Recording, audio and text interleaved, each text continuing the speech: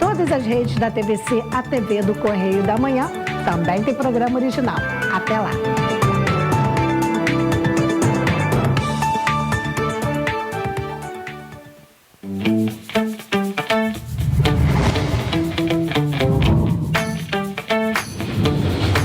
TVC, a TV do Correio da Manhã.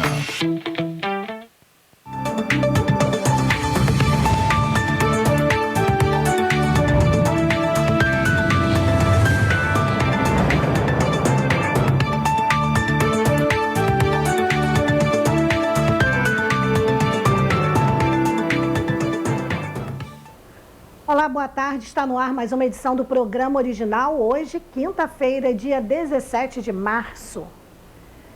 Bem, vamos começar essa edição já falando de Covid-19, porque a pandemia deu uma afrouxada, mas ela ainda não foi oficialmente encerrada. Então, vamos lá. Até o momento, a pandemia do novo coronavírus já deixou 463.964.928 contaminados e 6.059.216 mortos no mundo. Esse é o número do mundo.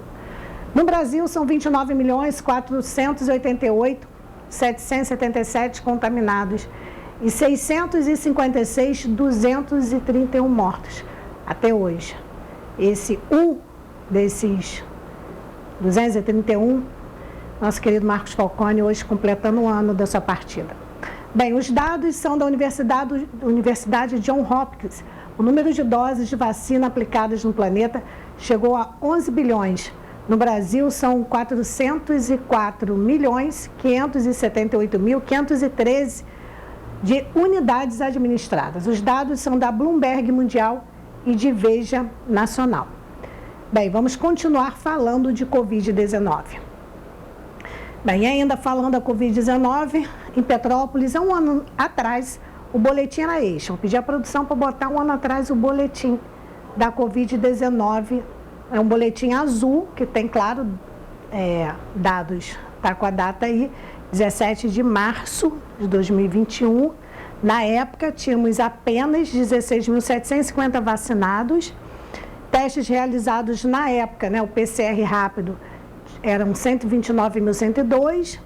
Tínhamos, há um ano atrás, aqui em Petrópolis, 22.694 casos positivos. E tínhamos, em análise, 7.202.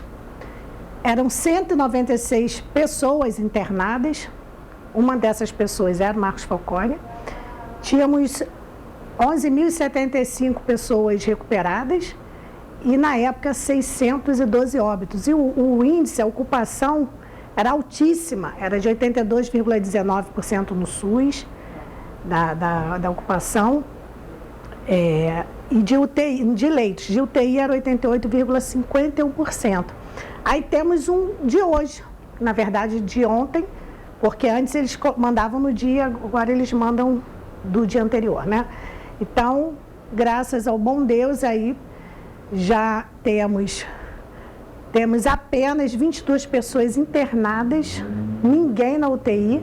E, claro, nesse um ano, os óbitos aumentaram, 1.645 óbitos, mas com a questão da vacinação, nós temos um índice baixíssimo, de 88% caiu para 4,92%, menos de 5%, e apenas 22 internados e ninguém na UTI. Então, a gente tem que entender que a vacina ajudou bastante, Bem, e ainda falando de Covid, o governo do estado de São Paulo decidiu aplicar uma quarta dose da vacina contra a Covid-19 em idosos com mais de 80 anos a partir da próxima segunda-feira. Estima-se que ao menos 900 mil pessoas estão elegíveis para receber a nova injeção. No anúncio, João Dória, que é o governador de São Paulo, lembrou que o público deve respeitar o intervalo de 4 meses entre a dose de reforço e a imunização adicional. Até o momento, 90,17% da população paulista elegível, ou seja, com mais de 5 anos, completou o esquema vacinal com 2 doses ou dose única.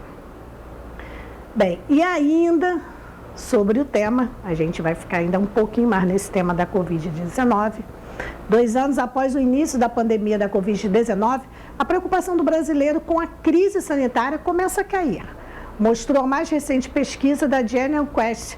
O levantamento apontou que o percentual de pessoas que se dizem muito preocupadas com a pandemia diminuiu de 67% em fevereiro para 44% em março. Ao mesmo tempo, subiu de 27% para 43% quem diz estar pouco preocupado e de 7% para 13% quem está nada preocupado. O percentual de pessoas que consideram a saúde e a pandemia o principal problema do país também caiu, de 27% para 12%. Bem, falando ainda deste tema, os casos, graças a Deus, diminuíram, né? Todo mundo sabe, está acompanhando com a questão da vacinação e até mesmo com a questão da transmissão, aí os casos diminuíram. O percentual de testes positivos para o novo coronavírus caiu de 60% em dezembro, quando chegou a variante Ômicron, para 9,9% na semana entre os dias 6 e 12 deste mês, de acordo com o levantamento do Instituto Todos pela Saúde. O balanço detectou, contudo, uma alta na positividade de exames para o vírus sincial respiratório. Que vírus é esse sincial respiratório? Cada hora aparece um nome novo, né? Esse vírus, ele é responsável por infecções que podem levar a casos graves em crianças, que passou, antes era de apenas 0,5%, mas já chegou agora a 5,2%. E a China, que foi tão criticada durante todo esse tempo, né? Vamos falar agora de Covid e de negócio da China. Vocês vão entender. Aumento da Covid-19 na China, derruba preços. Analistas acreditam que o ressurgimento do coronavírus e as tensões geopolíticas podem levar a China a alterar sua política econômica. Vamos acompanhar. O aumento dos casos de Covid-19 na China motivou nova queda de preços do minério de ferro, já que altera as perspectivas de crescimento econômico do país asiático, que é o maior produtor mundial de aço e principal consumidor de metais. No norte da China, foi registrada uma redução de 5% sobre os preços do início da semana. A expectativa é que a expansão da Covid-19 impacte negativamente a demanda por aço devido às restrições impostas pelo governo, principalmente o lockdown. O número de casos de Covid-19 na China mais do que dobrou. A Comissão Nacional de Saúde afirmou que mais de 3.500 novos casos de transmissão local foram confirmados nas últimas 24 horas, bem acima dos 1.337 casos informados no dia anterior. Analistas acreditam que o ressurgimento do coronavírus, o fraco mercado imobiliário doméstico e as tensões geopolíticas podem levar a China a alterar sua política econômica, apesar da anunciada alta taxa de juros por parte do Tesouro americano. Bem, todo mundo sabe que a pandemia foi e ainda é uma grande tragédia, porque além das milhões de vidas que foram ceifadas por conta da pandemia da Covid-19, muitas pessoas ficaram com sequelas. Muitas ainda estão tratando suas sequelas. Então, quando a gente vê números recuperados, tem um ponto de interrogação aí, né? Recuperado não. Muitas das vezes a pessoa está sem a Covid-19, sem o vírus, mas não foi recuperada. A gente sabe que tem muitas pessoas ainda fazendo tratamentos. Eu conheço, além das pesquisas e dos dados oficiais, eu mesma, e tenho quase certeza que todo mundo conhece alguém que ainda está tratando sequelas da Covid.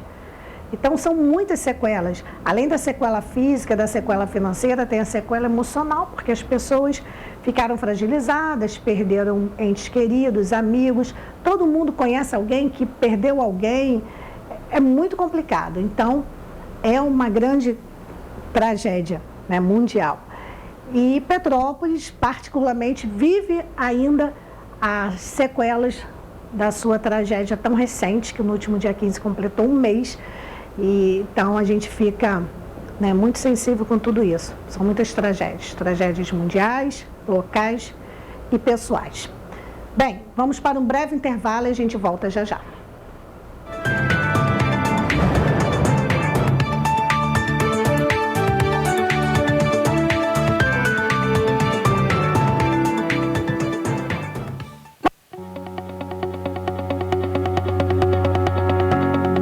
No Brasil, a violência contra a mulher é um grave problema de saúde pública que atinge todas as classes.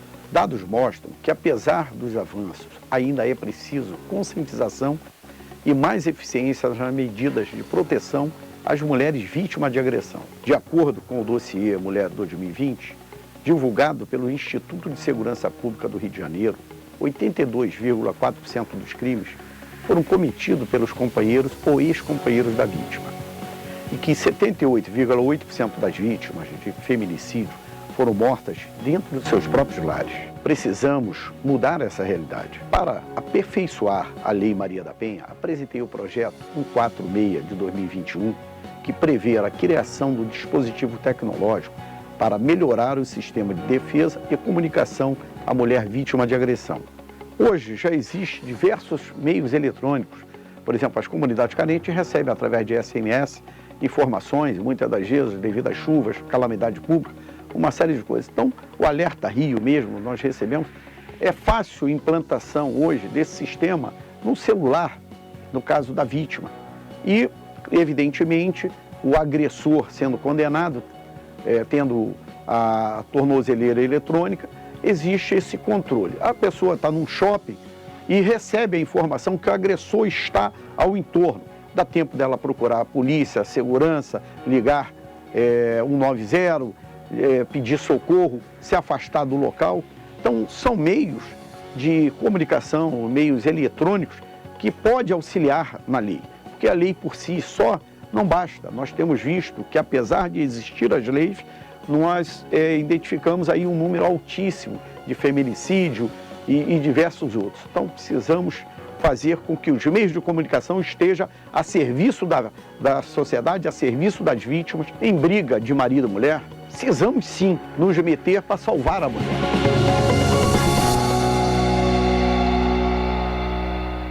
Páscoa Chocolate Brasil, um show de economia. Surf Simply 1 kg 600, 9,98. Farinha de trigo número 1, 3,99. Pack Guaraná, nesta embalagem, a unidade sai a 99 centavos. Pra mim é chocolate. A feirinha de Itaipava abriu as portas e está esperando por você. Preparamos tudo para recebê-lo com toda a segurança que este momento exige. Tudo vai passar. Mas enquanto não passa, nós estamos prontos. Estamos abertos sexta-feira, das 10 às 18 horas, sábados, domingos e feriados, das 10 às 19 horas. Venha, que a saudade é grande. Feirinha de Itaipava, esperamos por você. Quer elevar sua autoestima? Nós do estúdio Patti e Cia temos uma equipe especializada em cabelos crespos e cacheados esperando por você. Trabalhamos com transição capilar, Fred Styles, Mega Hair e outros. Também trabalhamos com unhas e sobrancelhas para você arrasar por onde passa. Venha nos conhecer. Estamos na Rua Marechal Deodoro 209, Edifício Monte Castelo, Loja 17, Centro de Petrópolis. Estúdio Patti e Cia. Faça seu estilo. Assembleia de Deus, só o amor constrói. Pastor Cristóvão Nunes e a missionária Adriana convidam você para os cultos de louvor e adoração a Deus. Toda quarta-feira, das 7 às 9 da noite. Toda sexta-feira, consagração de 9 às 11 da manhã. Sábado, culto de louvor e adoração a Deus, das 7 às 9 horas da noite. Disse-lhe Jesus: eu sou o caminho, a verdade e a vida. Ninguém vai ao Pai, senão por mim.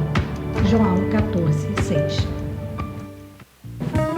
Móveis Pedro II. Nossa loja tem os produtos de qualidade e bom gosto que você já conhece e uma equipe pronta e preparada para oferecer o melhor, com conforto, água fresquinha e um cafezinho quentinho.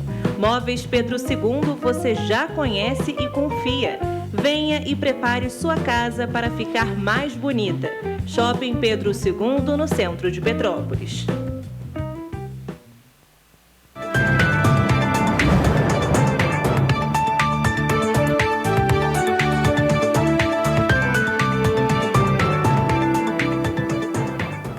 Voltamos com o programa original desta quinta-feira, 17 de março. Eu tinha anunciado hoje aqui a presença dos vereadores Ingo Rames, presidente da Casa Legislativa, e também do vereador Fred Procópio. Nós iríamos falar sobre transporte público. Mas o que aconteceu? Hoje eles tiveram um imprevisto por conta de uma agenda política, mas me ligaram ontem à noite avisando que não só por esse motivo, mas que amanhã, sexta-feira, dia 18, eles estarão aqui e nós vamos conversar, sim, sobre transporte público. Transporte que está incomodando muita gente. Por quê? Todo mundo sabe, nem precisa eu falar. Os ônibus que quebram, a frota que não está completa, a CP Trans disse que retornaria 100%, ainda não retornou. Enfim, são muitos problemas, muitos. Então, a gente deixou esse assunto para amanhã. Eu sei que tinha muita gente aguardando para acompanhar, mas, infelizmente, acontece, a agenda política é bem complicada. Importante que eles reagendaram para amanhã e nós estaremos aqui. Bem, agora seria o momento dos minutos da união, né, das lideranças comunitárias. Mas o que acontece? Eles me falaram, Beth, os problemas são os mesmos que nós enviamos ontem. Falta de iluminação, vários bairros, vários. Se eu for falar aqui, é melhor eu falar assim que, basicamente, 80% dos bairros da cidade, não digo em todas as ruas, mas em boa parte das ruas, falta sim iluminação pública. E a gente já sabe que no momento a prefeitura não tem uma empresa, não fez a licitação ainda. A prefeitura se comprometeu a prestar esse serviço até que tem uma empresa, só que a gente sabe também que é complicadíssimo. Por que é complicado, Beth? Porque com tudo isso que aconteceu, não vai dar conta. Antes mesmo da tragédia, a prefeitura já não dava conta, porque a equipe de iluminação pública é uma equipe, no popular, quebra galho, não é uma equipe profissional, pronta ali para atender a população. Não é esse serviço. É mais um famoso jeitinho, né? Então, isso não funciona. A cidade precisa ter uma empresa de iluminação pública, porque a iluminação pública é segurança, tanto segurança para a pessoa não ser assaltada, para que ela não sofra nenhum delito, como segurança para ela não se machucar. Porque a gente recebe aqui denúncias de pessoas que caíram da escada, de senhoras que não viram, tropeçaram e caíram, crianças que rolaram servidão abaixo, denúncias de pessoas que foram assaltadas. Quer dizer, são muitos problemas. A falta da iluminação pública não é apenas a escuridão. Você pega lá a lanterninha do celular e sai andando. Não é apenas isso. A falta de iluminação pública envolve outras pastas. Então, vou pedir encarecidamente, porque às vezes a pessoa fala assim, a Beth não gosta do Paulo Mostrange. Eu não tenho nada contra o Paulo Mostrange. Quando ele esteve prefeito, a gente não teve nenhum problema. Não vou dizer que somos amigos, porque a gente não se frequenta, não conversa, mas a gente não teve nenhum problema. E mesmo se tivesse tido, eu nunca levo para o pessoal. Aqui sempre é profissional. E nós estamos solicitando ao secretário, primeiro é vice-prefeito, né? Mas também está na pasta como secretária de obras, a outra secretaria temporária de segurança e ordem pública, mais um motivo para zelar pela iluminação. Mas o problema é que ele não responde a ninguém, não responde à população, não responde a Beth Oliveira, outros colegas da imprensa também não conseguem encontrá-lo. Ele está meio assim que, onde está o óleo, sabe? Você tem que ficar procurando. Para dizer que eu não vi, ontem eu vi numa foto do Facebook de alguém que tinha um monte de gente, ele estava de costas, eu reconheci que era ele. Então, assim, ficar brincando de onde está o óleo, numa situação caótica que vive a cidade imperial, sinto muito, vice-prefeito, isso não é nada bom. Não é nada bom. O senhor, por favor, se posicione, atenda a população, não precisa atender a Beth Oliveira, atenda a população. Né? Quando a gente chamou a atenção que é o Jamil Sabrá, ele não veio ao programa, não me respondeu, mas eu bati palmas porque ele foi lá nos grupos das lideranças comunitárias e respondeu. É isso que importa. Eu não quero agrado de ninguém, não. O meu objetivo aqui é que a população seja atendida. Esse é o grande objetivo. É o único, afinal. Se a população for atendida, para que eu quero Jamil Sabrá sentado aqui? Ele tem que estar lá trabalhando. Se vier aqui, vai ser bem recebido. Mas também, se não vier mais atender a população, já está de bom tamanho. Então, por favor, a gente vai falar, vai dar puxãozinho de orelha assim ao vice-prefeito, secretário de 2 ou 3 pastas, porque toda hora eles trocam, né? É temporário disso, é fixo daquilo. Por favor, responda à população. Vai lá nos grupos e responda. Ou então, marque uma audiência com os líderes comunitários. Dê uma satisfação. Porque na hora de pedir voto, o senhor subiu cada servidão. O senhor foi em cada comunidade. Agora vai ficar ignorando, virando as costas? Muito feio isso. Bem, gente, vamos mudar de assunto e falar de imposto de renda. A declaração pré-preenchida já está disponível. O formulário pré-preenchido facilita o processo de declaração do imposto de renda e agora está disponível para os contribuintes ouro e prata na plataforma gov.br. Vamos conferir na reportagem do jornalista Marquesan Araújo. O prazo para a utilização da chamada declaração pré-preenchida no Imposto de Renda 2022 foi antecipada para essa segunda-feira. Esse recurso permite que o contribuinte inicie a declaração com diversas informações que facilitam o processo. Quem tiver os níveis de segurança ouro e prata na plataforma gov.br pode usar o modelo que disponibiliza de forma automática alguns dados na declaração. Anteriormente, o recurso era limitado aos contribuintes que possuíam certificado digital. O especialista em contabilidade Reginaldo Pereira de Araújo alerta para o prazo que o contribuinte tem para declarar. O prazo de envio da declaração de imposto de renda do exercício de 2022 termina às 23 horas 59 minutos e 59 segundos, horário de Brasília, do dia 29 de abril de 2022. Então veja, não vai até o dia 30, vai até o último dia útil do mês de abril, que é dia 29. Após essa data, o contribuinte que apresentar a declaração receberá multa pelo atraso. O primeiro lote de restituições do imposto de renda será pago no dia 31 de maio, seguindo a ordem de prioridade estabelecida por lei. Ao todo, serão 5 lotes. Os pagamentos vão até 30 de setembro, quando será pago o 5º lote. Vamos continuar falando de imposto de renda, porque é importante. Nessa época, a gente sabe que imposto de renda é muito importante. Vamos conferir regras para quem atua como MEI. De acordo com a Receita Federal, a declaração deverá ser feita até o dia 29 de abril. Vamos conferir na reportagem também do colega Marquesan Araújo. Os microempreendedores individuais também podem precisar entregar a declaração de imposto de renda pessoa física, mesmo se tiverem realizado a declaração anual simplificada para o microempreendedor individual. Serão obrigados a declarar o imposto de renda os MEIs que tiveram faturamento superior a R$40 mil.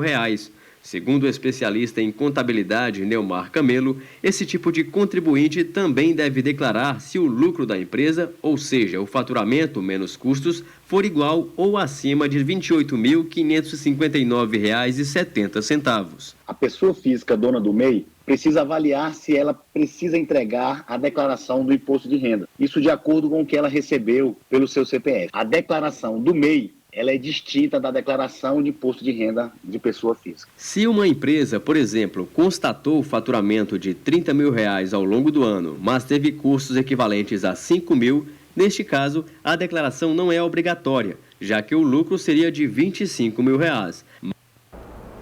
Bem, vamos mudar de assunto, porque nós vamos falar de INSS e muita gente estava aguardando por essa notícia, isso mesmo.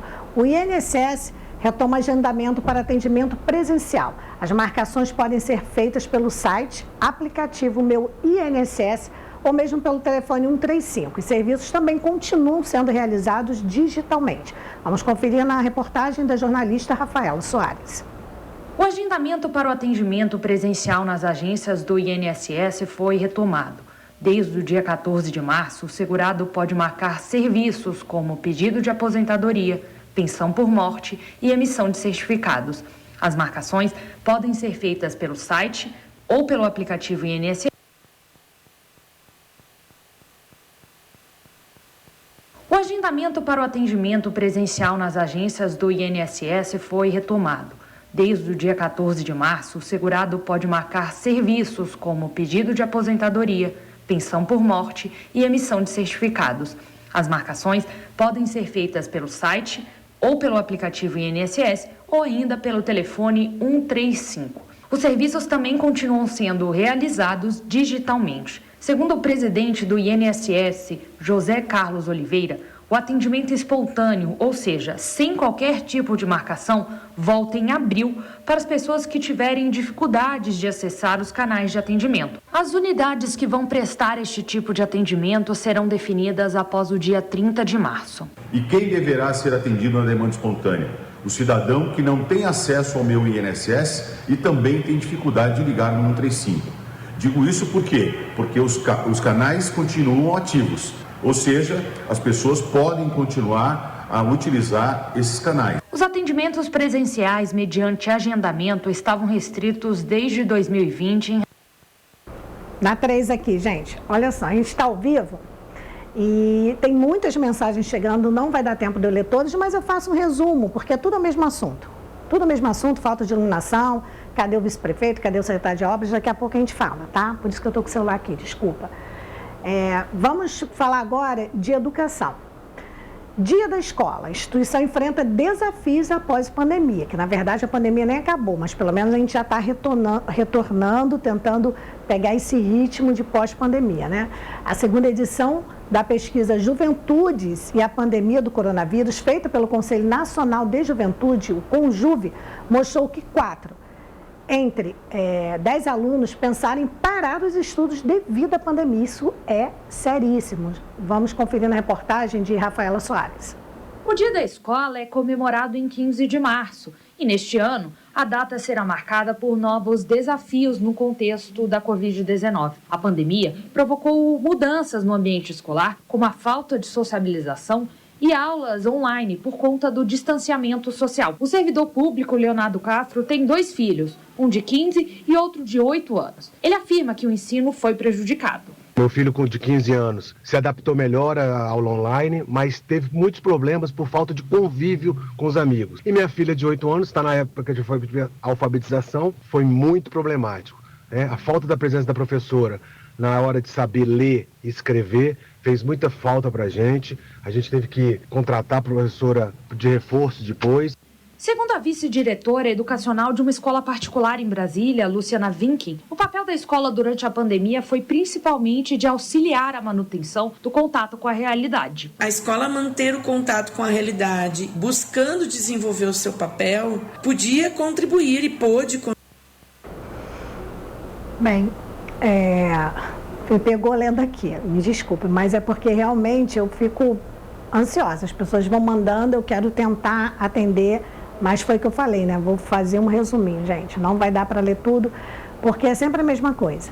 No meu bairro não tem luz, são vários bairros da cidade, cada um vai botando o seu bairro. Parece que só o centro que está bem atendido, até porque esse pouco que a prefeitura pode fazer, acaba fazendo no centro, porque é onde tem mais movimento, onde tem os negócios, onde tem os turistas. Não que não tenha que ser feito, o centro tem que sim estar todo iluminado e a cidade também. Mas as pessoas estão indignadas. Tem gente que escreveu outra palavra. Vamos usar indignada? Indignada tá bom. Então, eu estou falando o que esse poste está fazendo aí. Então, o vice-prefeito está recebendo um monte de apelido. Vou falar só os bonitinhos. Poste, Oli...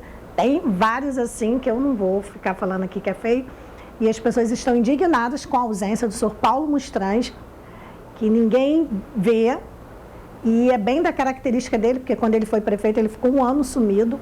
Eu já falei aqui, vou repetir, acredito eu, não sou psicóloga nem psiquiatra, mas ele deve ter algum problema emocional. Porque quando ele assume uma responsabilidade, ele não consegue corresponder, ele não consegue vir a público para atender nenhum nem outro. Então fica uma coisa muito difícil. E também as mensagens aqui, eu não sei, eu vou falar do que eu estou vendo aqui. Tem muita gente dizendo, eu não apurei, eu não vou afirmar nada, mas tem muita gente dizendo aqui que ele seria, supostamente, pré-candidato a deputado estadual. E eu sinto muito pelo senhor, porque com esse comportamento vai ficar difícil de ganhar para síndico do seu prédio, de verdade. Então, as mensagens eu vou me abster de ler, porque as pessoas estão indignadas, e aí vai chegando aquele tipo de mensagem que você usa a sua imaginação aí. Eu não vou ler aqui, né? Não faz parte. Bem, gente, para dar aliviada, festival que já entrou para o calendário de cariocas e turistas, o Rock in Rio agora é patrimônio cultural e material do Estado do Rio de Janeiro.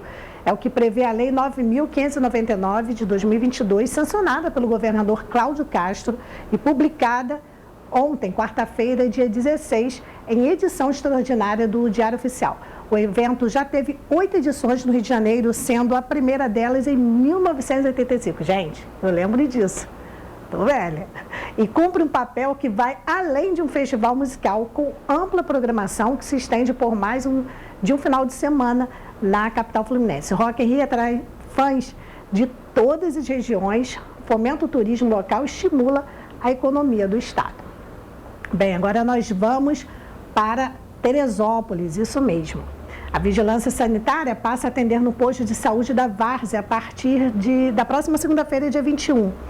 É temporário local e vai funcionar de segunda a sexta-feira, de 8 da manhã e 5 da tarde. A Secretaria Municipal de Saúde de Teresópolis informa que a partir da próxima segunda-feira, como eu acabei de falar, o Departamento de Vigilância Sanitária estará funcionando no posto de saúde da Várzea.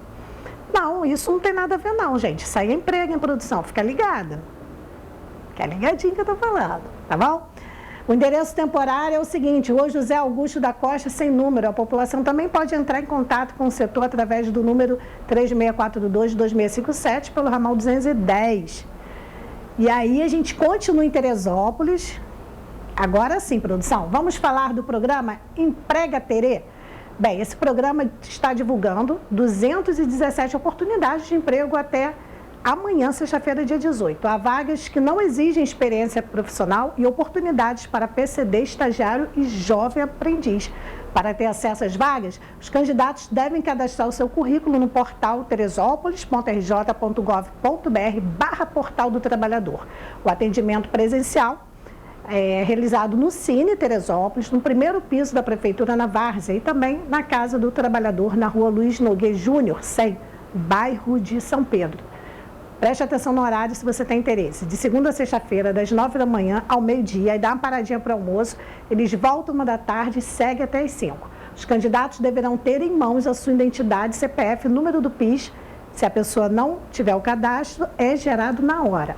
E a carteira de trabalho. Se a pessoa também não tiver, é possível solicitar pelo portal Emprega Terê. Serão cadastradas experiências anteriores, qualificação profissional e áreas de interesse. Muito bem, né? Então, se você precisa de emprego, corre, porque são 217 vagas. Beleza? Vamos lá para a Baixada Fluminense rapidinho, falar de doação? Porque o baixo nível de doações deixa o estoque de sangue do Hospital Geral de Nova Iguaçu em situação crítica. É um hospital muito grande lá. Quem conhece sabe do que eu estou falando. Uma das principais emergências da Baixada Fluminense, o Hospital Geral de Nova Iguaçu, está com seu estoque de sangue em situação crítica. O número de doações para o banco de sangue caiu cerca de 60% nos 2 primeiros meses deste ano. Entre janeiro e fevereiro foram coletadas 503 bolsas, 243 e 260, respectivamente. Até meados deste mês, o número está em 173. A situação do estoque é crítica, porque são necessárias, no mínimo, 600 bolsas mensais para atender a demanda. Então, quem conhece lá Nova Iguaçu sabe que o Hospital Geral é o maior, é o que seria o nosso Hospital Cid Carneiro aqui, mas lá ainda é maior, também a população lá é maior. Mas seria basicamente, fazendo a comparação, isso. Então, é um hospital importantíssimo e que atende basicamente toda a população que precisa do SUS. Então, se você é daí da região e puder doar, ajudem muito. Bem, vamos para o intervalo rapidinho, a gente volta já já.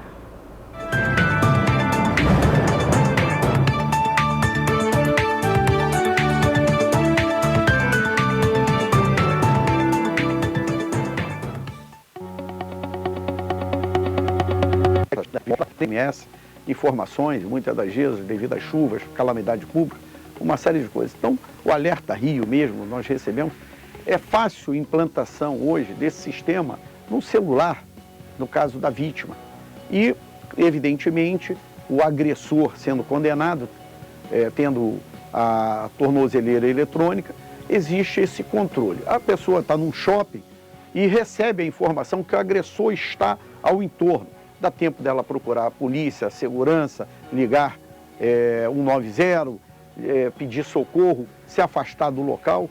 Então, são meios de comunicação, meios eletrônicos, que pode auxiliar na lei. Porque a lei por si só não basta. Nós temos visto que, apesar de existir as leis, nós identificamos aí um número altíssimo de feminicídio e diversos outros. Então, precisamos fazer com que os meios de comunicação estejam a serviço da sociedade, a serviço das vítimas. Em briga de marido e mulher, precisamos sim nos meter para salvar a mulher.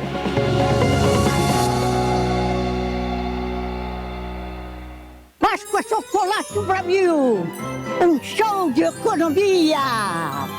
Surf 5 em 1 kg 600, 9,98. Farinha de trigo número 1, 3,99. PEC Guaraná, nesta embalagem, a unidade sai a 99 centavos. Pra mim é chocolate. A Feirinha de Itaipava abriu as portas e está esperando por você. Preparamos tudo para recebê-lo com toda a segurança que este momento exige. Tudo vai passar.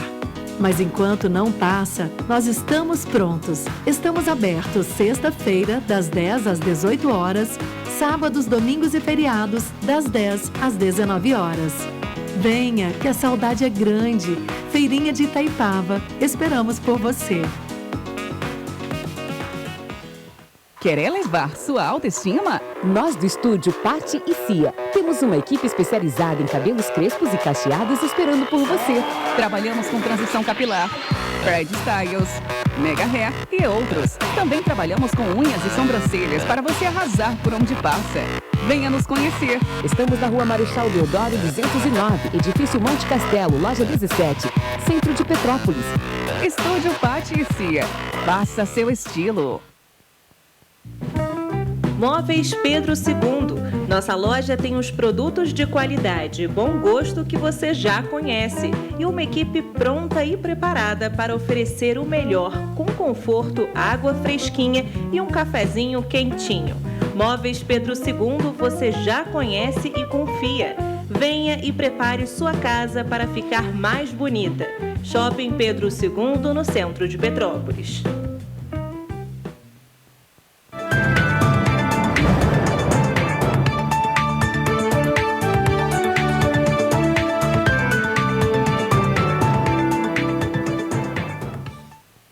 Voltamos com o programa original ao vivo, hoje é quinta-feira, 17 de março.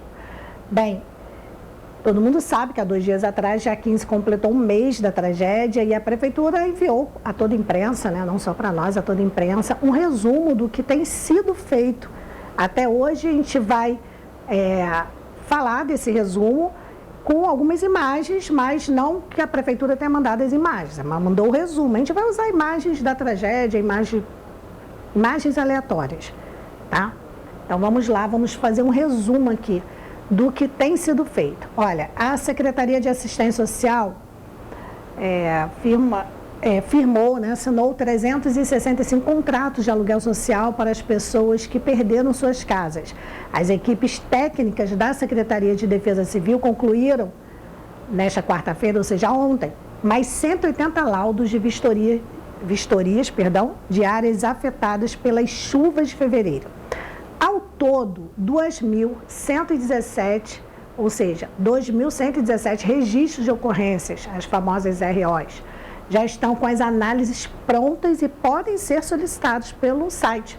Então, se você está precisando da sua RO, é entrar no site da Prefeitura, que é o petrópolis.rj.gov.br/DFC, ou presencialmente na sede da Defesa Civil.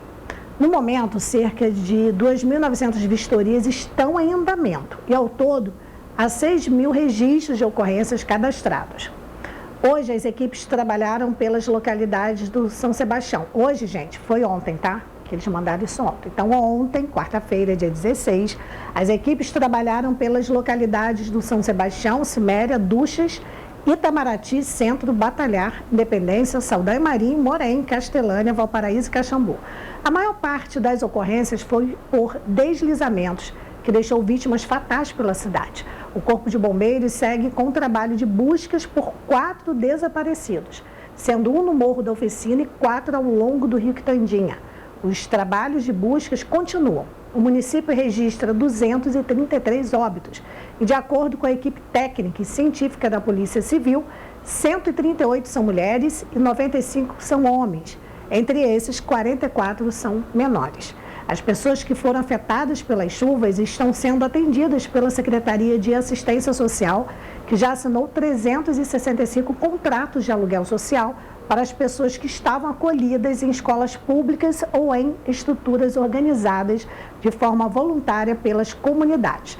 No momento, a Prefeitura mantém 19 abrigos temporários para acolher 577 pessoas. Todas as famílias que tiveram que sair de suas casas estão sendo cadastradas para o benefício do aluguel social no valor de R$1.000, concedido a partir de parceria entre o Estado e o município. Pontos de abrigo em funcionamento no momento. Vamos lá. Escolas públicas, Paróquia de Santo Antônio, Sei Chiquinha Rola, Comac, Escola Germano Valente, Escola das Comunidades, Santo Antônio, Escola Municipal Joaquim Dester, Escola Municipal Maria Campos da Silva, Escola Municipal Papa João Paulo II, Escola Municipal Rubens de Castro Bom Tempo, Escola São João Batista, Escola Municipal Nossa Senhora da Glória e a Escola, deve ser padre, né? Carlos Demiá.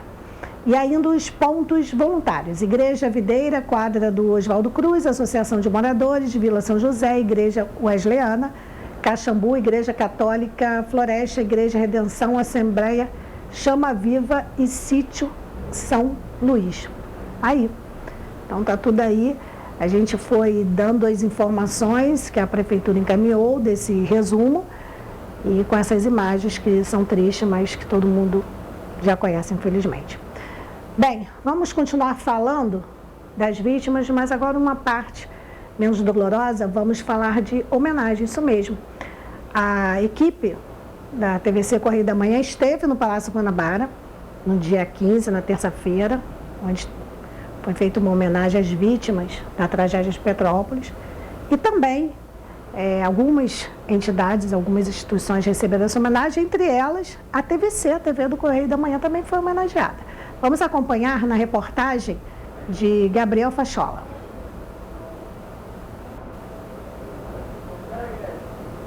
Não, produção? Não tem reportagem? Bem, a produção ainda não encontrou, mas não tem problema nenhum não. Já encontra, porque a nossa equipe esteve lá, recebeu a medalha, isso mesmo, a medalha de honra ao mérito. E, claro, instituições importantíssimas como Defesa Civil, Corpo de Bombeiros também receberam. O bispo Dom Gregório, ele que ministrou a missa e foi tudo muito bonito, muito emocionante. Eu assisti a matéria, foi muito emocionante mesmo, a gente já está sensível com tudo e foi bem bacana.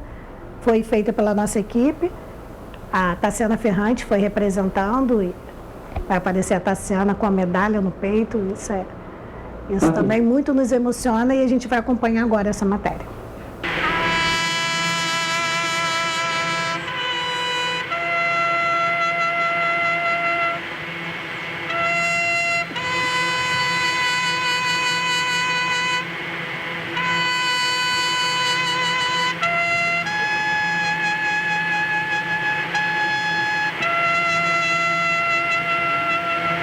Solidariedade, esperança e mais de 233 homenagens.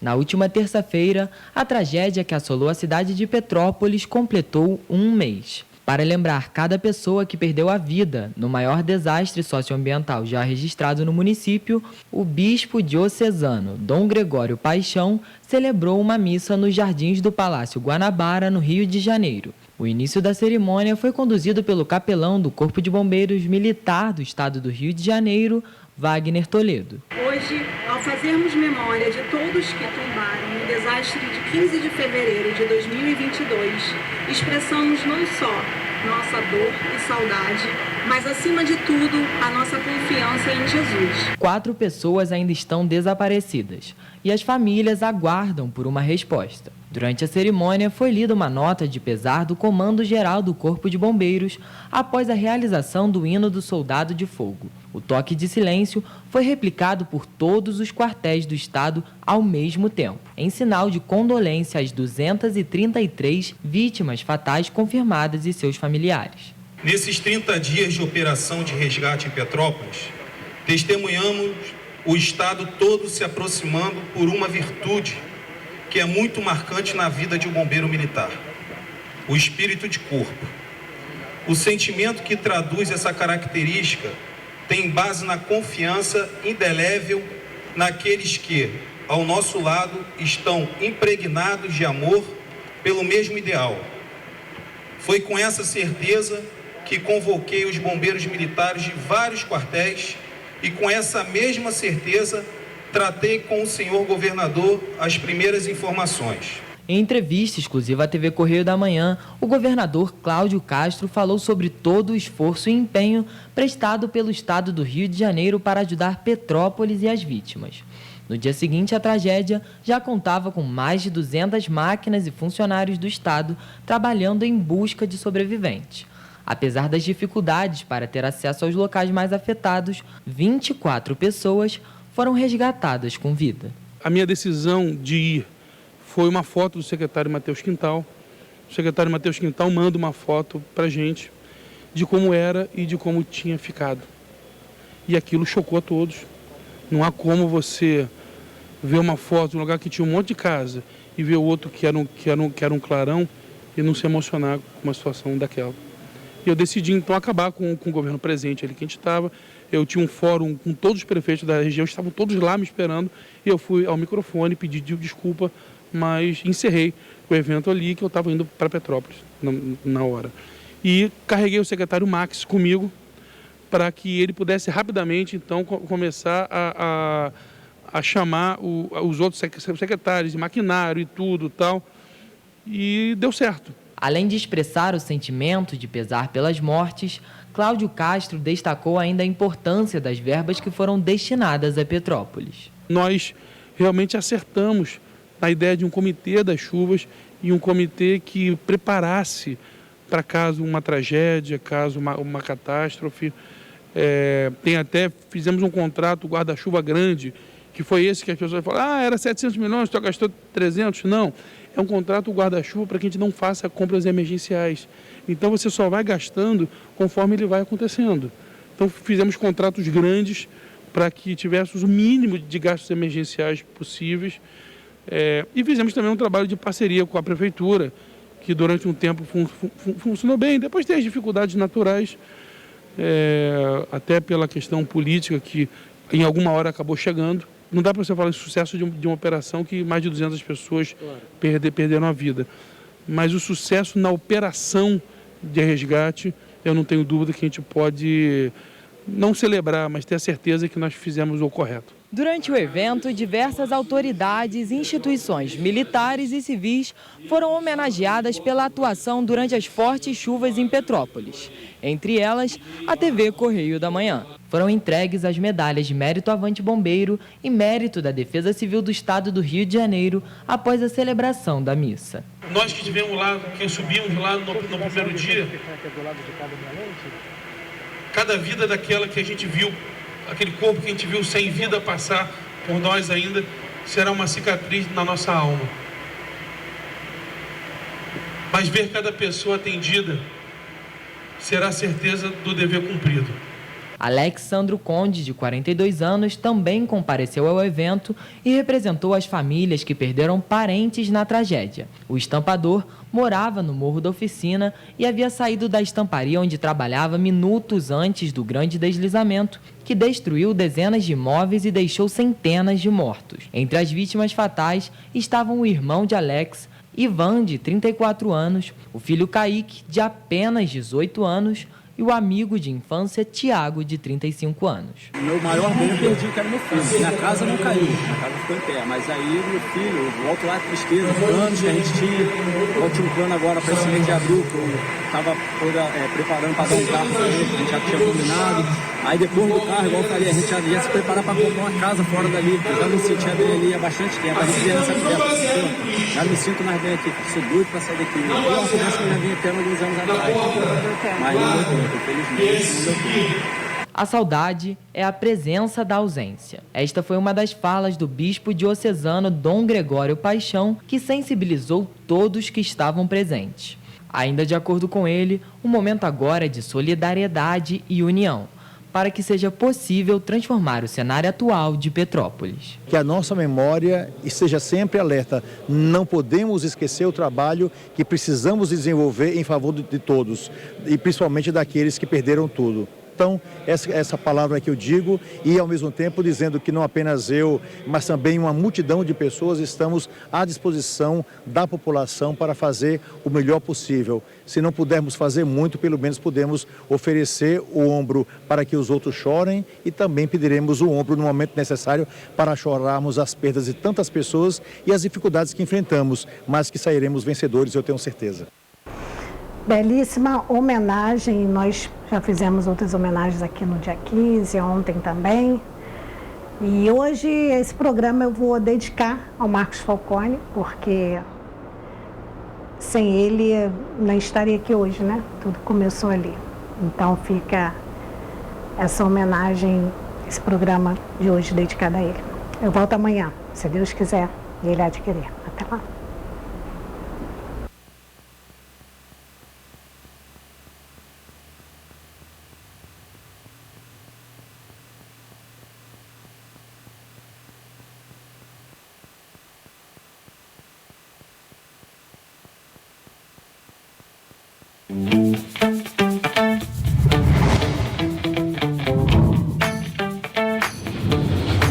TVC, a TV do Correio da Manhã.